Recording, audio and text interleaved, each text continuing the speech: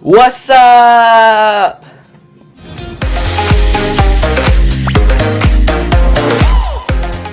This is the 5S, and point today's video is to see if this is usable in 2019.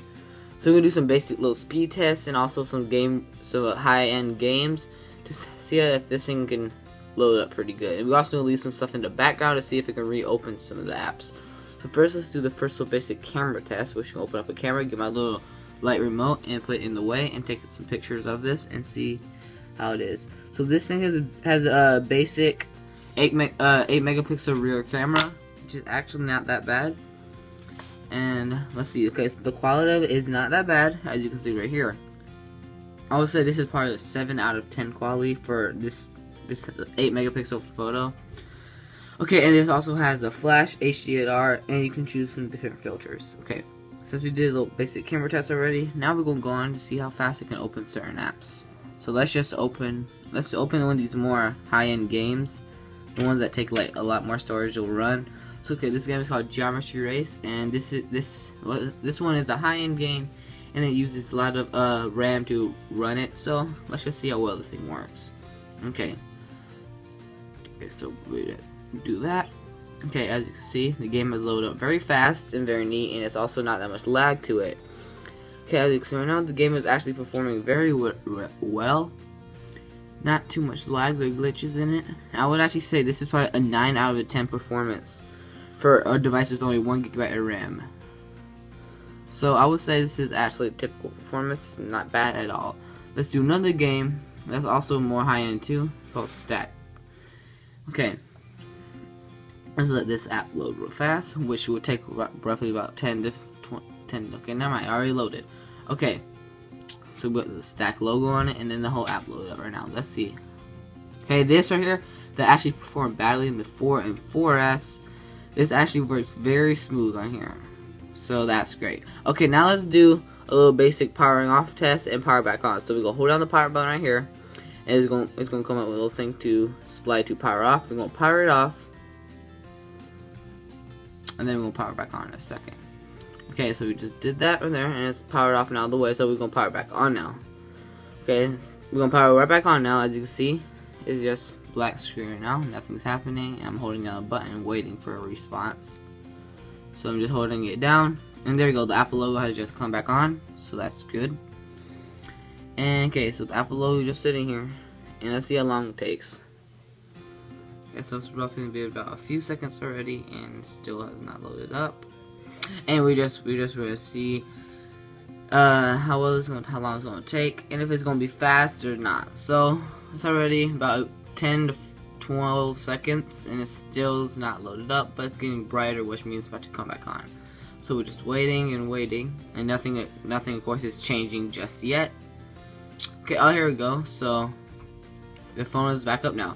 Since we're on the lock screen, we're going to test how fast you can open the side menu, which actually won't open right now. Okay, we're going to see you can open the side menu and search for the camera. But let's do a little Touch ID, so we can just get it over with. Okay, now since we put our Touch ID in, now we're going to be able to swipe over right here. As you can see, so here's the little basic center, and it does very fast. It's very efficient too. And what about the camera? We can swipe from the camera. Let's see how long it takes. Okay, the camera loaded right up very quick and fast. That's always a great sign that it's running really smooth. So let's just use our thumb right here. Okay, so it opened up really fast there. Okay, since we've got most of the basic tests out of the way, let's just open up a few apps like the App Store to see how long that takes for it to open up. Okay, the App Store is loading. It's been about half a second, and it's already loaded up. That's how smooth this thing is. This thing actually performs very, very well.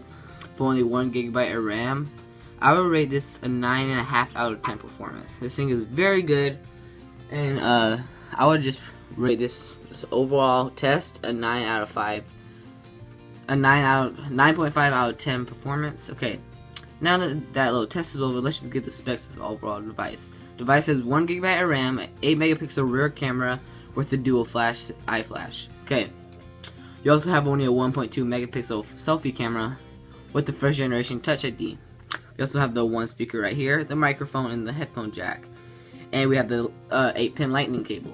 And we move to the back, we have the little, you can feel the Apple logo right here. And we now have the camera that's sticking out. and you can feel like the letters of the Apple logo. Okay, so we have the SIM card tray right in the middle, right here on the side, and we have, of course, the attendant bands right here, which are identical almost on the SE. So, yeah, okay. If you look right here, you can see the little microphone in between the camera and the dual flash system. And here we got the mute switch and stuff.